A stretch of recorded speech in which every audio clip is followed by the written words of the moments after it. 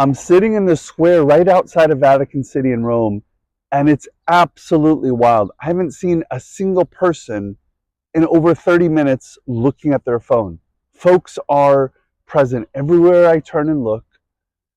People are present in their world. See, we live in a world filled with distractions and demands. Presence is one of the hardest, and as a result, one of the holiest things that we can offer. The noise of our responsibilities often pulls us in every direction. Deadlines, obligations, constant notifications, these are real and they can be super draining.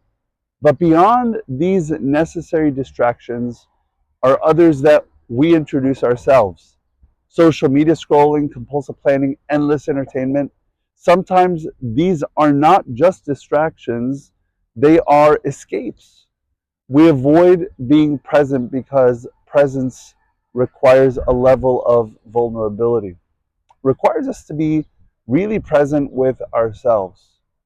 Father Alexander Men, a priest and modern martyr of the Russian Orthodox Church, he was known for his remarkable ability to be fully present to others. He met people where they were, not where he wanted them to be. He listened deeply. He was known for seeing the image of God in the stranger, making space for even the most skeptical person to encounter Christ through gentleness and truth. See, he extended hospitality, love for the stranger. His love was marked by real presence, not just abstract piety. To encounter another person, it's risky though.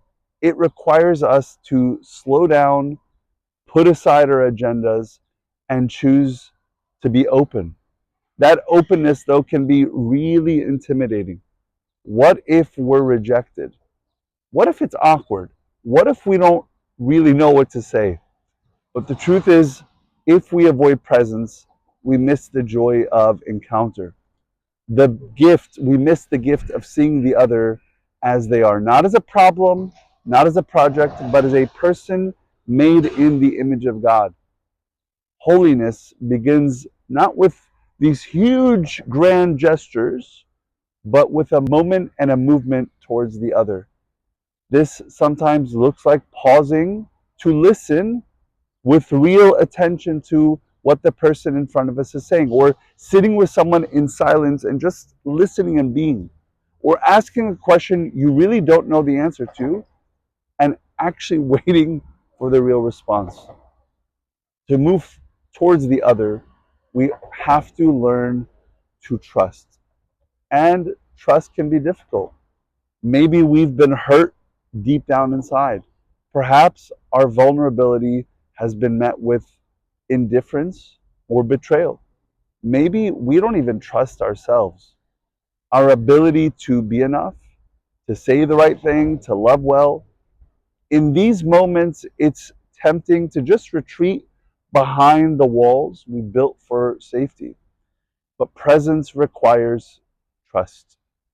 Not necessarily in the perfection of the other, but trust in God who is with us in every single encounter. Trust that God is working in the space between us and that other person. Trust that even a clumsy attempt at love is better than cold avoidance. Requires trust that God meets us when we show up, even broken and afraid. So let's come back again to the heart of it all. Presence with God, with ourselves, and with others. It's time to sit before God in stillness. Say nothing, just be present with the Lord. It's time to check in with your soul. What are you feeling? What is it that you are actually avoiding by not being present with your soul?